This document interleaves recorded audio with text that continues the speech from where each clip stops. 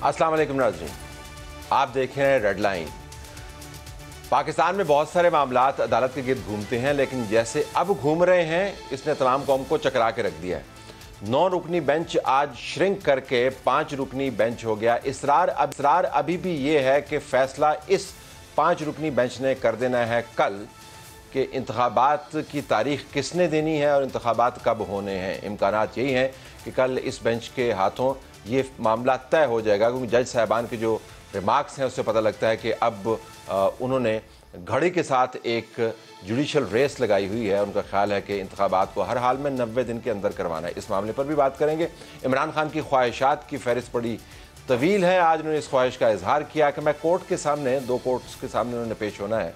जिस कोर्ट के सामने उन्होंने आज पेश होना था, उन्होंने कहा कि मैं आ रहा हूँ कल, तो आप इस तरह करें कि जुडिशल कॉम्प्लेक्स के अंदर जज साहब अपनी कोर्ट ले जाएं, मैं वहीं पे उस कोर्ट के सामने पेश हो जाऊंगा। उसको मुस्तरद कर दिया गया। तो इमरान खान साहब कल तशरीफ़ ला रहे हैं। एक तवील मुद्दत के बाद घर उनकी वापसी होगी।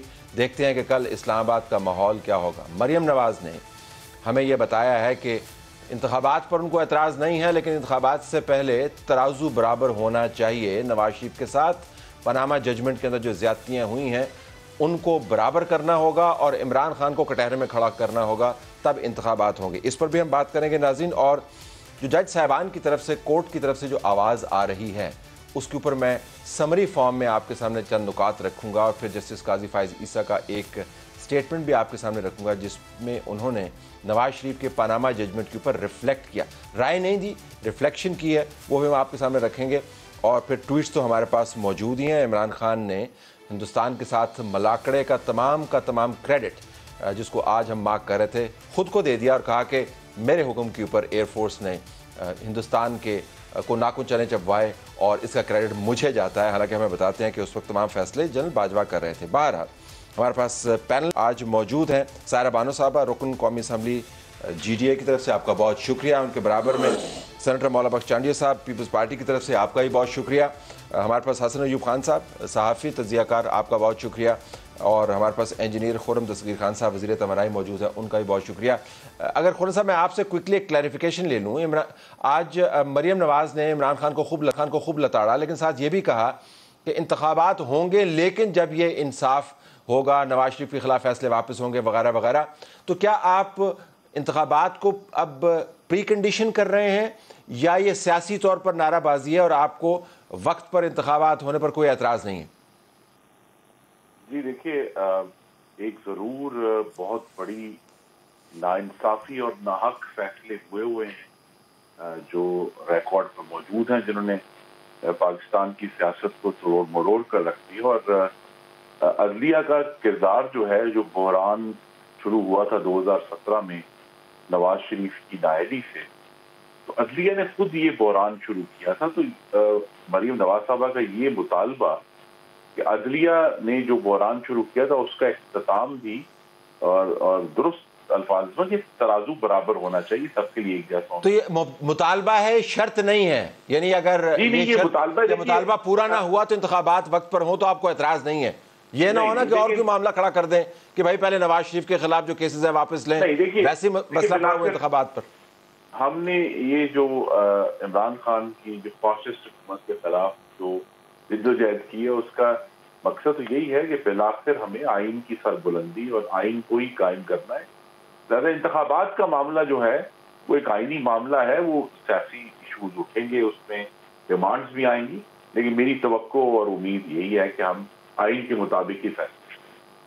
ठीक है जी, सायरा साहब ज़रा अदालती मामलात पर चले जाएं। अब अदालत के अंदर हमारे तरफ से तो ख्याल ये किया जा रहा था कि फुल कोर्ट बनेगी। आज वो कोर्ट जो है वो श्रिंक करके 5 जजेस तक महदूद रह गई है। हसन साहब हमें बेहतर बता पाएंगे कि वहाँ के डायनामिक क्या है, लेकिन पहले मैं आपसे जानना चाहूँगा कि इस बात से कतई नज़र कि हमारा असम्बलियों की तहलील से मुतल्लिक़ क्या पॉइंट ऑफ व्यू है, इस बात से कतई नज़र कि कौन सही है कौन गलत है, क्या इस आइनी मामले को फुल कोर्ट या लार्जर बेंच को नहीं सुनना चाहिए आपके ख्याल में? जी बिल्कुल सुनना चाहिए, मगर यही बात है कि वो जजेस हमेशा निशाने पे रहते हैं, सियासतदानों के निशानों पे। जजेस सियासतदानों के निशाने पे रहते हैं? ہاں تو یہی ہوتے ہیں نا ان کے فیصلے کو کون وہ اگر کسی ایک پارٹی کے حق میں آ جائے تو ان کے لیے تو وہ چیز بہت اچھی ہے کہ جو فیصلے ہوئے وہ انصاف آئین اور قانون کے مطابق ہوئے، اور جہاں وہ فیصلہ کسی کے خلاف آ جائے اور وہاں پر پھر وہ نشانے پر آ جاتے ہیں تو یہ ساری چیزیں پھر ہم وہ کہہ رہے ہیں نا کہ لیکن اصولاً تو آپ اتفاق کریں گے نا کہ اتنا اہم معاملہ ہے. ہاں تو فل کورٹ کو ہی سننا چاہیے. جی جیسے ابھی اس سے پہلے بات ہو رہی تھی کہ جسٹس فائز عیسیٰ کے لیے اور اتنے اہم ججز اس میں نہیں ہیں، تو اب وہ 5 بھی الگ ہو گئے تو 4 الگ ہو گئے تو 5 ایک کیسے وہ ہوگا. تو آپ کو اس پر لیکن ججز رہتے ہیں نشانے پر سیاستدانوں کے. جی آج مریم نواز صاحبہ نے دوبارہ دہرایا ہے ذکر. ذرا ججز نشانے پہ رہتے ہیں، سیاستدان نشانے پہ رہتے ہیں. چنڈی صاحب آپ کی پارٹی کا تجربہ تو بہت مختلف ہے. میرے خیال میں سیاستدان رہتے ہیں ان کے نشانے پر. پاکستان کے قیام سے لے کر آج تک بتا دیں کہاں ججز نشانے پہ رہے ہیں. ججوں نے تو بادشاہی کی ہے، جج نشانے پہ نہیں ہے، سیاستدان نشانے پہ ہے. جس نے قیامت ڈھائی ہوگی جج صاحب نے، جس کا نام بھی جیسے منیر دیے، وہ ان کو بھی سٹنگ پہ بیٹھے ہوئے کبھی کچھ نہیں کہا گیا. بعد از ریٹائرمنٹ تو کمزور جرنیلوں کو، سرونگ جرنیلوں کو کہا جاتا ہے لیکن ججز کو نہیں. لیکن یہ بھی عام آدمی نہیں کر سکتا، یہ خاص لوگ ہیں، مخلوق خدا کی خاص، وہ کرتی ہے. جنرلوں کو بھی، ججوں کو بھی، وہ بھی کرتے ہیں. ہمیں کیا کہتے ہو؟ ہمارے تو انتہائی محبوب ترین قائد کو قتل کر دیا گیا. ہم نے عدلیہ سے تصادم کا راستہ نہیں اپنایا. ہم نے ان کے سامنے کھڑے ہو کر نعرے نہیں مارے، لعنتیں بھیجی. سچی بات تو یہ ہے. ہم نے خاموشی سے فیصلہ قبول کیا، احتجاج ہوا، یہ ہوا. لیکن جو یہ ماحول بنا ہوا ہے خان صاحب کی سیاست کے بعد عدلیہ کے لیے، وہ نہیں تھا. ہم نے تو کیا مصیبتیں برداشت کی. ویسے آپ کو لگتا ہے کہ یہ زیادہ کامیاب طریقہ کار ہے؟ آپ کا طریقہ کار کو درست نہیں تھا تبھی آپ نے اتنا سفر کیا. میرے خیال ایسا اپناتے نا، وہ کہتے ہیں کہ کورٹ جو ہے وہ جوڈیشل کمپلیکس میرے خیال میں یہ ہنگامی بنیادوں کی سیاست ہے، یہ پائیدار نہیں رہے گی. تو ریفارمز کیوں نہیں لے کر آئے؟ میں تو ابھی ان جتنے فیصلے ہیں نا اس تناظر میں کر رہی ہوں کہ جو ان 4 سال سے میں نے گورنمنٹ میں بھی اور اپوزیشن میں بیٹھ کے دیکھا ہے، تو وہ ان کے پھر فیصلوں کو اگر پارلیمنٹ، اگر ہم لوگ نشانے پر ہیں تو اپنے آپ کو بے توقیر کس نے کیا؟ اس پارلیمنٹ کو بے توقیر کس نے کیا؟ ہم لوگوں نے کیا. تو پھر یہ بعد از ریٹائرمنٹ انگلی اٹھانا، وہ مجھے سمجھ نہیں آتی کہ جس وقت جو ہوتے ہیں اس وقت ریفارم کیوں نہیں لے کر آتے؟ اس وقت بات کیا کریں. اور اگر عدلیہ کی بات کریں جیسے ابھی مریم نواز صاحبہ نے بولا، تو پھر میرا تو سوال ہے اسمبلی میں بھی یہی ہے اور ابھی آپ سے پوچھ رہی ہوں، وہ 50 روپے والا اسٹامپ پیپر کیا ہوا؟ اگر ایسے وہ کریں، وہ کہاں ہوا؟ جس اسٹامپ پیپر پہ ضمانت دے کے نواز شریف صاحب کو بھیجا تھا. میں جانا چاہ رہا ہوں نا ان سے. ہاں تو وہ اس کے لیے وہ پھر کیا ہوا؟ اس وجہ سے چونکہ انہوں نے وہ کام کیا آپ کے خیال میں، چنانچہ ان کے ساتھ جو ہو رہا ہے وہ درست ہے؟ نہیں وہ نہیں، میں اپنے عدلیہ پہ بات کی، میں اس پہ میں بات کر رہی ہوں. ذرا کورٹ کے ماحول پہ جائیں. Were you surprised today? We thought کہ bench expand who. I was shocked، لیکن مجھے پہلے ہی خبر آ گئی تھی کہ غیر رسمی اجلاس چل رہا تھا. اور آپ کا میں نے ایک ویلاگ کے اندر کمنٹ بھی سنا تھا کہ بائی دا ٹائم جو 2 دن پہلے آپ نے کیا تھا، میں یہ سب کچھ ہوگا، بہت بڑا دھماکہ ہو چکا ہوگا. آپ نے بتایا تھا پہلے. چلیں اس دھماکے پر بھی آتے ہیں. لیکن ابھی بات یہ ہے کہ پہلی چیز تو طلعت صاحب، میں آج مطلب میں خوش نہیں ہوں. جو عدلیہ میں تقسیم ہے یہ بڑی واضح ہو چکی ہے. ایک سمجھ لیں کہ ایک پوسٹر لگ چکا ہے. پہلے تو دیکھیں بیہائنڈ کلوز ڈورز کچھ بھی ہو جائے تو وہ چیزیں ہوتی تھی، ماضی میں بھی تھی، لیکن اب تو اشتہار لگ گیا نا عدلیہ میں تقسیم کا. اور 4 آنریبل ججز کا اپنا جو ہے وہ نوٹس آ چکے ہیں، اور جس میں انہوں نے عدم اعتماد کر دیا ہے چیف جسٹس سمرتا بندیال کے اوپر، اور ان کی جو جس دا وے ہی کانسٹیٹیوٹڈ دس بینچ 9 ممبر. اور سیکنڈ چیز انہوں نے کی ہے کہ جو انہوں نے ایکسکلوڈ کیا دو سینئر موسٹ جو ہیں وہ آنریبل جج صاحبان کو. اور اس کے علاوہ جو آرٹیکل 184(3) ہے اس کی جو انہوں نے اپنی جورسڈکشن انووک کی ہے، یعنی سو موٹو کا اختیار استعمال کر رہی ہے سپریم کورٹ اس کے طریقہ کار کے اوپر. تو یہ چھوٹی چیز نہیں ہے. یہ ہم نے دیکھا تھا کہ سجاد علی شاہ صاحب کے زمانے میں عدلیہ تقسیم ہوئی تھی، لیکن اس کے بعد یہ اب جو ہے آ کے جو چیف جسٹس سمرتا بندیال ہیں ان کے اوپر ڈسٹرسٹ آ رہا ہے، اور یہ بڑے خطرناک صورتحال بن رہی ہے.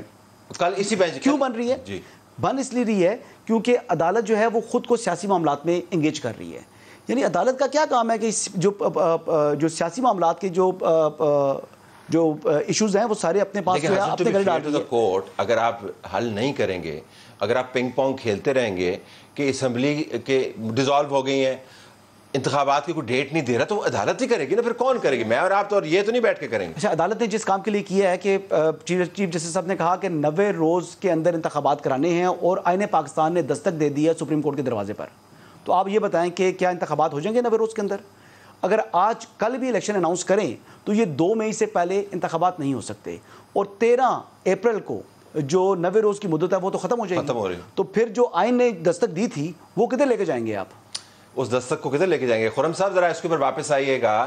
یہ نقطہ بڑا اہم ہے کہ جب یہ سب کچھ ہو رہا تھا، نواز شریف صاحب فرماتے رہے کہ میں بتاؤں گا مجھے کس نے نکالا. وہ بتاتے بتاتے پھر وہ لندن چلے گئے، پھر لندن سے ابھی تک وہ واپس نہیں آئے. اب مریم نواز صاحبہ نے اپنی دوسری سیاسی کیمپین کے اندر لندن سے آنے کے بعد اپنی توپوں کا رخ موڑا ہے. گینگ آف 5 کی بات کر رہی ہیں، ججز کے نام بھی لے رہی ہیں. اتنے طویل عرصے خاموش کیوں رہے آپ؟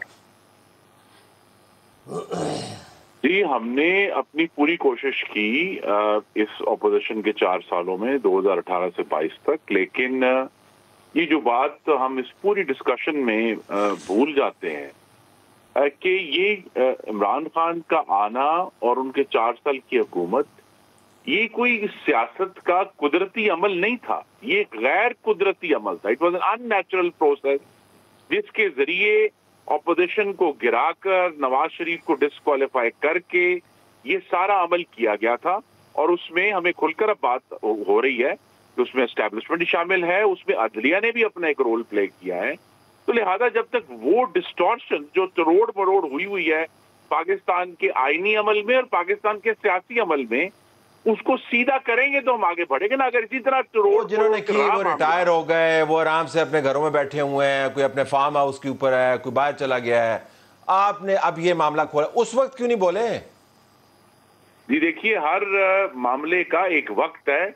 اس وقت بولنا یہ تھا کہ کیا نواز شریف سنیے، آپ مجھے آئی وش کہ آپ یہ کٹ کریں، حسن کو کٹ کریں. حسن ہاتھ جوڑ رہا تھا، ہاتھ جوڑے، لیکن نواز شریف نے 16 اکتوبر 2020 کو بولا تھا نا، کیا بولا نہیں تھا؟ پوری عوام کے سامنے. اپنے حلقے گجرانوالہ کی بات کر رہے ہیں؟ جی میں گجرانوالہ کی بات. اس کے بعد کب بولا تھا؟ دیکھیے نا بات، یہ آپ یہ نہیں گجرانوالہ کے بعد کب بولا تھا؟ آپ نے بار بار مریم نواز اب ہر جلسے میں بول رہی ہیں. ہمارا ماننا یہ کہ اس کو گجرانوالہ میں بولا، دوبارہ کیوں نہیں بولا؟ نواز شریف کو نہیں کہا جا سکتا کسی بھی صورت کہ وہ نہیں بولے. وہ بولے، اور جتنا وہ کھل کر بولے وہ پاکستان کی تاریخ کا حصہ بن چکا ہے. 16 اکتوبر 2020 جو ہے تو وہ تو بولے. اب ہر ایک چیز کی یہ لمٹ ہے کہ جی ہم نے تمام وقتی مستقل طور پر جا کر ٹکریں مارنی ہیں ان اداروں کو جو پاکستان کو اس کی فاؤنڈنگ سے لے کر آج تک جو ہے اس کی سیاست کو اور آئین کو ڈسٹورٹ کر رہے ہیں.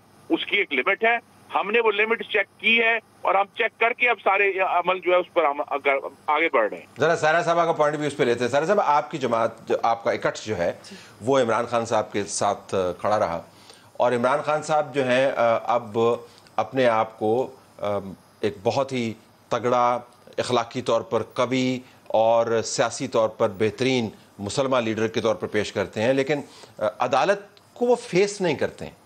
تو آپ نے جو پہلے ذکر کیا تھا کہ جی ہم نے بے توقیری کی ہے، تو قانون کی بے توقیری تو عمران خان صاحب کے ہاتھوں کافی ہوئی ہے ابھی تک، یا آپ کا خیال ہے کہ کوئی زیادہ عمران خان نے اتنی بے توقیری نہیں کی، باقیوں نے بھی اتنی کی؟ ہاں نہیں، سبھی شامل ہیں. عمران خان صاحب نے بھی کی ہے، مطلب سب شامل. اب آپ ایک ایک کر کے نام کیا نہیں عمران خان کا ان کی پارٹی کا تو آپ نام نہیں، لیکن یہ کہ آنا چاہیے تھا اس چیز کو. مطلب وہ کہہ رہے ہیں کہ جس وقت عدالت بلا رہی تھی، اگر ہم آئین اور قانون کی بالادستی کی ہر وقت بات کرتے ہیں تو ان کو آنا چاہیے تھا اس چیز پہ. مطلب اتفاق کرتے ہیں؟ جی آنا چاہیے. بڑے اختصار کے ساتھ یہ اتفاق کرتے ہیں. نہیں اتفاق نہیں، آنا چاہیے تھا. اور باقی یہ کہ عدلیہ کا آپ باقی چیزیں بھی ابھی آپ نے تھوڑی سی باتیں کی اور وہ تھوڑی رائٹ لیفٹ ہو گئی. جیسے آپ نے بولا کہ حاضر سروس کے لیے ہم انگلی نہیں اٹھا سکتے، تو ابھی بھی دیکھیے نا کہ جو ان کے جلسوں میں جو 5 تصویریں تھیں اس میں سے ایک تصویر غائب ہے.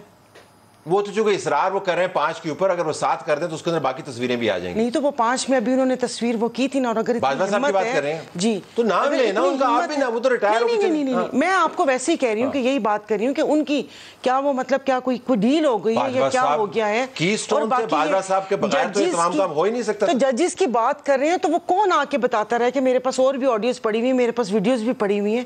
تو ہر بندہ مجبور ہے. اپنے حساب سے فیصلے کرواتے ہیں.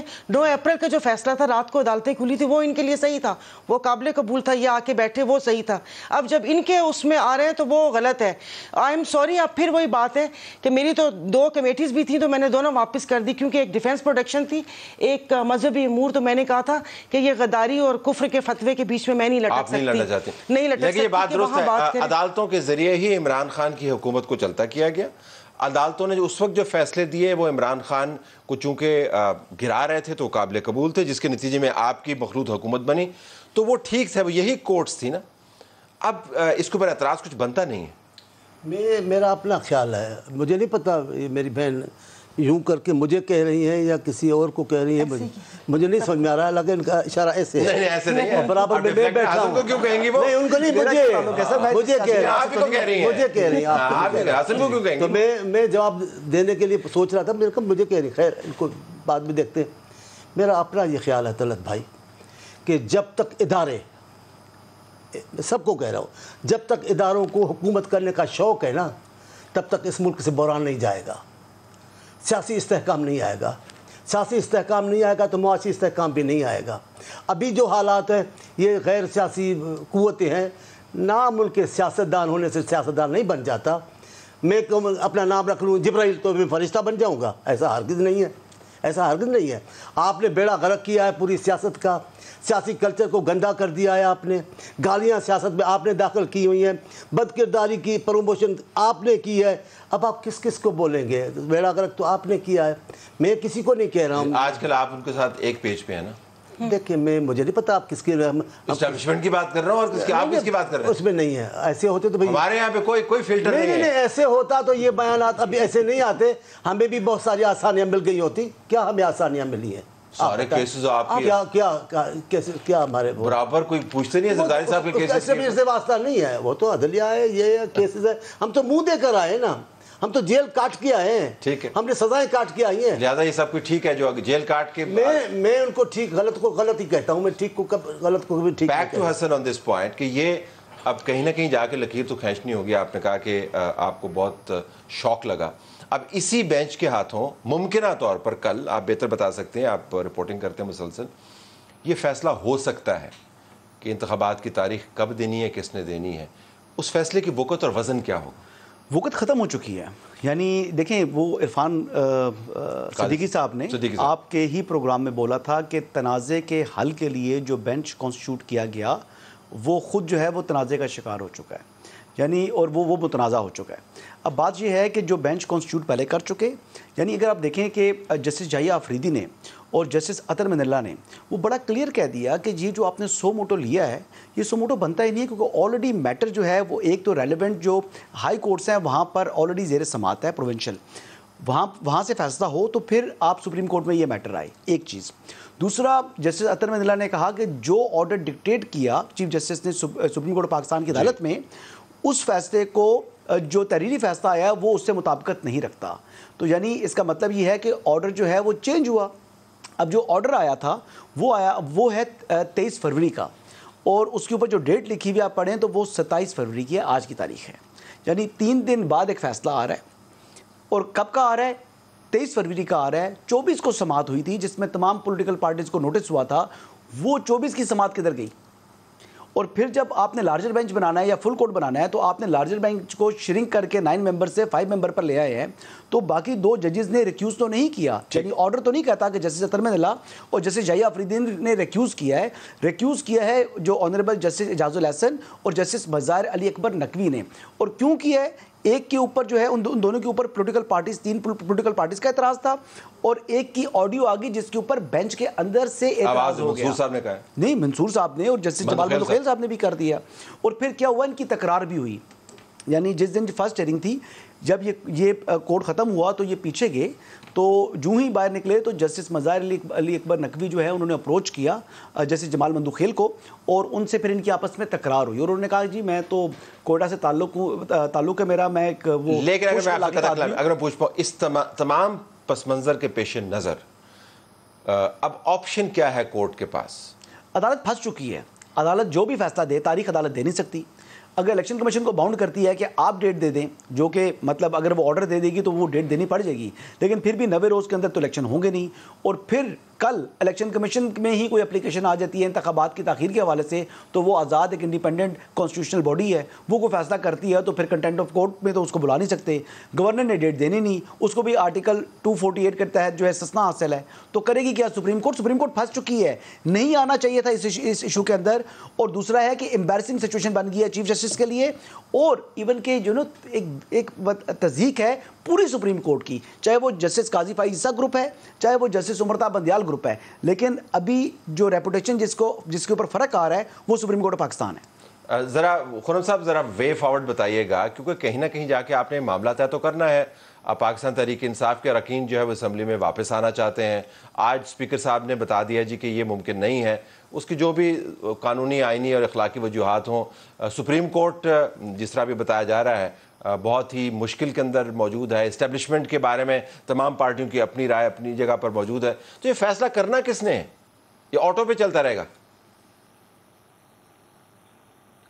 صاحب فیض احمد فیض یاد کر رہا ہوں میں کہ باہر آئی تو کھل گئے ہیں نئے سرے سے حساب سارے, ابل پڑے ہیں عذاب سارے. یہ جو عدلیہ نے یہ صرف پچھلے 5 سال نہیں, اس سے پہلے بھی جو تمام ڈسٹورشنز ہیں اور اپنے اختیارات کا تجاوز کے ساتھ استعمال کیا ہے, سیاسی انجینئرنگ کا حصہ بنے ہیں. یہ وہی عدالتیں ہیں نا جہاں ہمارے جو مسلم لیگ نون کے قائدین کو غیر قانونی اور ظلم کے ذریعے نیب نے حراست میں رکھا تھا, ان کو 16 مہینے خرم صاحب یہ عدالتیں کروا رہی تھیں آپ کے ساتھ؟ ویسے جی یہ ساری عدالتیں کروا رہی تھیں آپ کے ساتھ؟ ویسے ہی پوچھنا چاہتا ہوں. تو میں یہی, لیکن عدالتیں اس کی اگر عدالتیں کروا نہیں رہی تھیں تو کم از کم اس سارے پروسیس کا معاون ضرور تھی جو عمران خان کا فاشسٹ بندوبست تھا. اب جب کہ یہ معاملے کھل گئے ہیں اور عذاب سارے ابل پڑے ہیں, تو پاکستان میں یہ جو ایڈجسٹمنٹ ہے, دیکھیں ابھی ہم نے اس پچھلے 1 سال میں اسٹیبلشمنٹ کے سارے عذاب ابلتے ہوئے دیکھے ہیں کہ جس شخص کو انہوں نے خود لے کر آئے تھے وہ خود ان کے اوپر پل پڑا. اسی طرح اب یہ جو اب ایک عدلیہ کا جو ادارہ ہے, ستون ہے آئینی کا, اس کے اندر بھی جو خرابیاں تھیں وہ اب ابل پڑی ہیں, ساری باہر آ گئی ہیں. اب مجھے ایک بریک لینا ہے. ہم فیض صاحب اور فیض حمید فیض صاحب دونوں کے جو معاملات ہیں ان کا موازنہ کریں گے بریک کے بعد. پاکستان کی ریاست اور پاکستان کی سیاست شدید قسم کے آئینی بحران میں پھنسی ہوئی ہے. کوئی ادارہ آپ کو ایسا نظر نہیں آتا جس کے ذریعے کچھ سیدھا رستہ نکلتا ہوا نظر آئے. سپریم کورٹ نے انتخابات کی ڈیٹ کے معاملے کو تو ٹیک اپ کر لیا ہے, لیکن اس کیس کے دوران جو ٹوٹ پھوٹ بینچ کے اندر ہوئی, جو بحث چلی, اس سے کورٹ کا وقار بدقسمتی سے بلند نہیں ہوا. اور بطور پاکستانی شہری میں تو چاہوں گا کہ کورٹ کا وقار بلند ہو, کیونکہ اس باوقار ادارے سے جب فیصلے آتے ہیں تو مجھے تسلی ہوتی ہے بطور ٹیکس پیئر پاکستانی سٹیزن.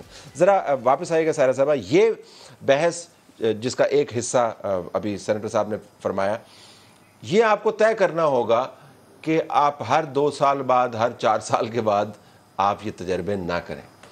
میں نام نہیں لینا چاہتا, لیکن عمران خان کو لانے کے لیے جو تجربات کیے گئے ان کی فہرست بہت طویل ہے اور وہ خیبر سے کراچی تک پھیلی ہوئی ہے. ان تجربات کو بھی تو پھر زیر بحث لانا چاہیے نا. مجھے پتا ہے آپ بہت کرٹیکل ہیں اپنے کولیگز کے کہ پارلیمنٹ بے توقیری اپنی کرتی ہے اور یہ لوگ ایسے ہیں اینڈ آل دیٹ, تو جہاں سے فیصلے ہوتے ہیں اس پر بھی تو توجہ دیں کہ نہیں؟ ہاں تو سب کو پتہ ہے نا کہ فیصلے کہاں سے ہوتے ہیں. کہاں سے ہوتے ہیں؟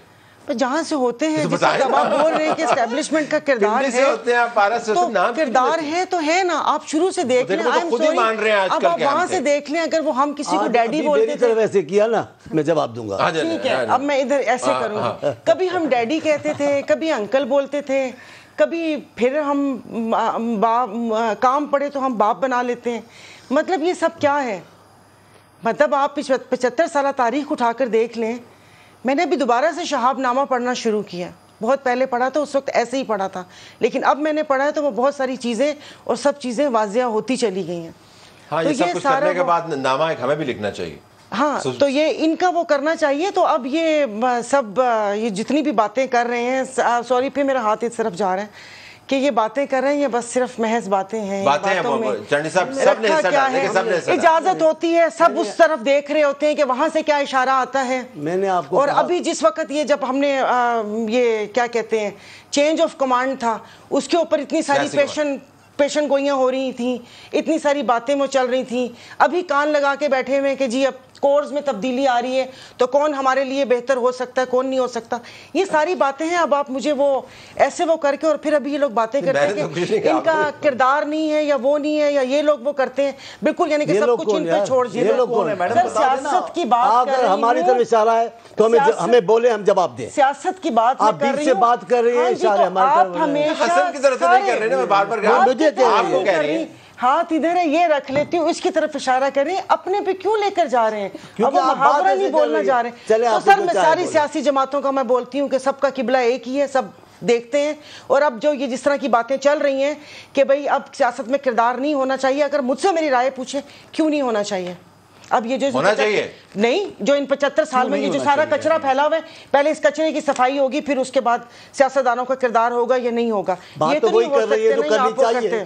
صحیح ہے, وہی بات کر رہی ہے, ڈیولپ ہو گیا. مجھے اتفاق نہیں ہے, یہ انڈائریکٹلی بات تو وہی دہرا رہی ہیں. باتونی اداروں کی سپورٹ کی بات کر رہی ہے, یہ کون سی سپورٹ کی بات نہیں کر رہی. اب جب لے کر آئے, اب آپ کہہ رہے ہیں کہ 2018 میں سب ان کی وجہ سے وہ آئے سارے, وہ ٹھیک ہے. اس سے پہلے آپ اگر جال حق کا دور دیکھیں تو تب ہوا تھا. اس سے پہلے آپ کیا کہتے ہیں ایوب خان کا دور دیکھیں تو ان کو ڈیڈی کون کہتا تھا.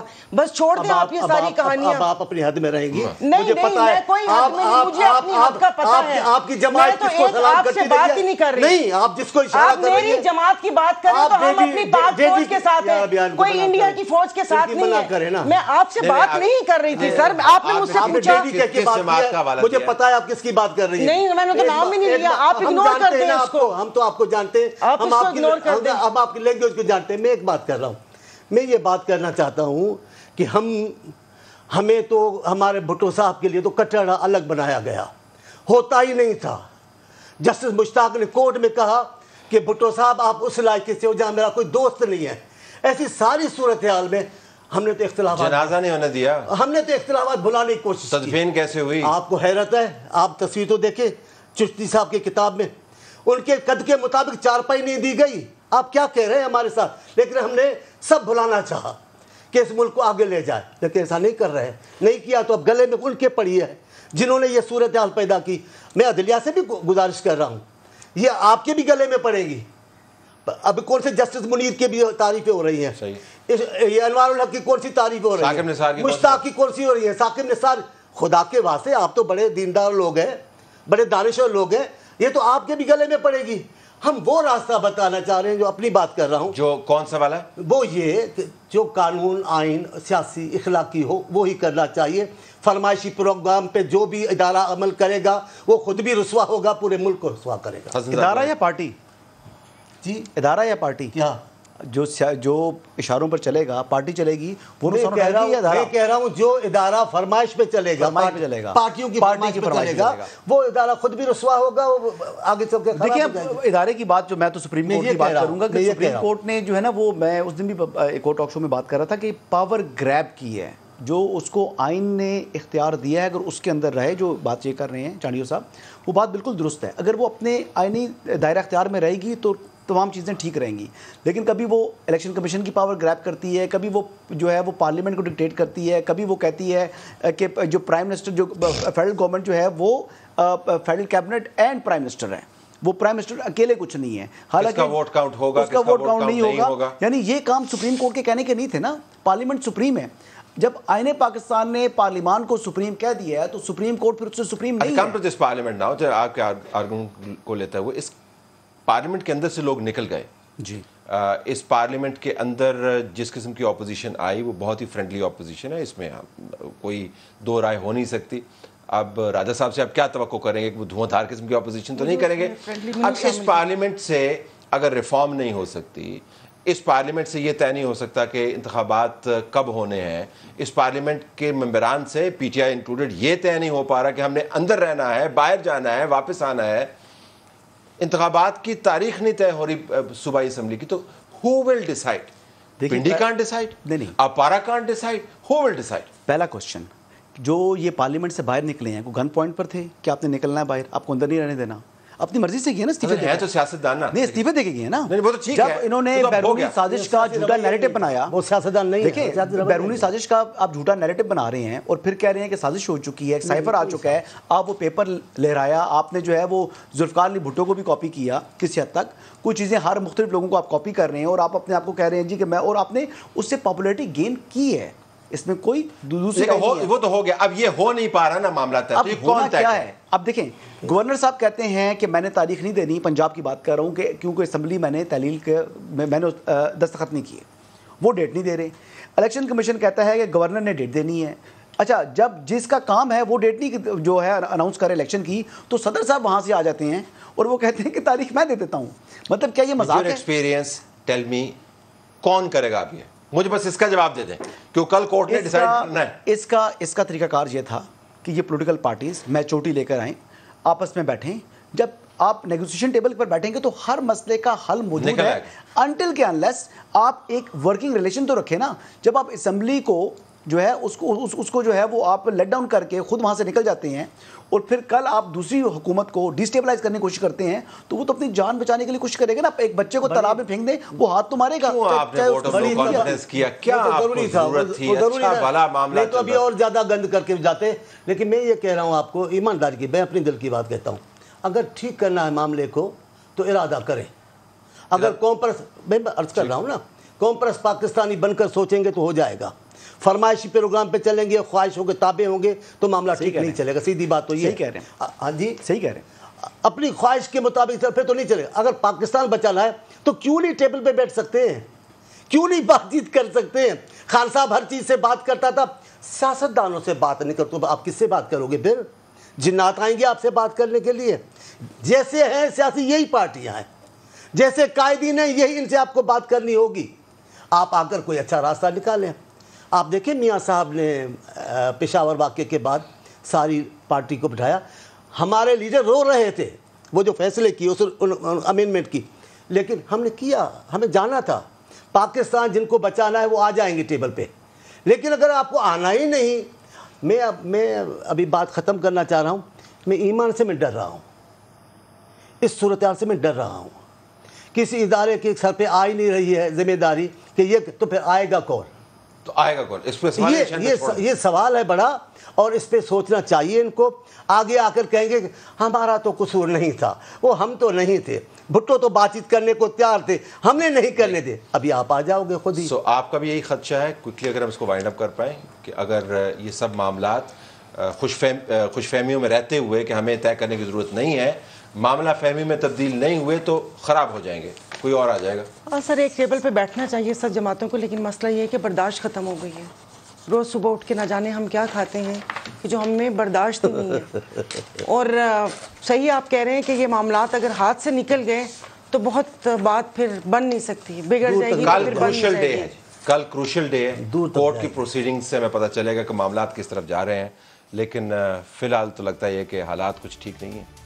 ناظرین, یہ ہو نہیں سکتا کہ پاکستان کے اندر سیاسی, آئینی, عدالتی حالات اس قسم کے ہوں جیسے کہ ہیں, جس کا ایک عکس آپ نے اس پروگرام کے پہلے حصے میں دیکھا, اور یہ چیزیں ٹرینڈز میں ریفلیکٹ نہیں کریں. پاناما بینچ جواب دو, مریم نواز نے جو ٹون اپنائی ہوئی ہے اس حوالے سے پاکستان مسلم لیگ نون ٹرینڈ چلا رہی ہے. مسلم لیگ نواز کی طرف سے جو کہا جا رہا ہے اس کا آغاز مریم نواز کے سائی وال خطاب کے بعد شروع ہوا.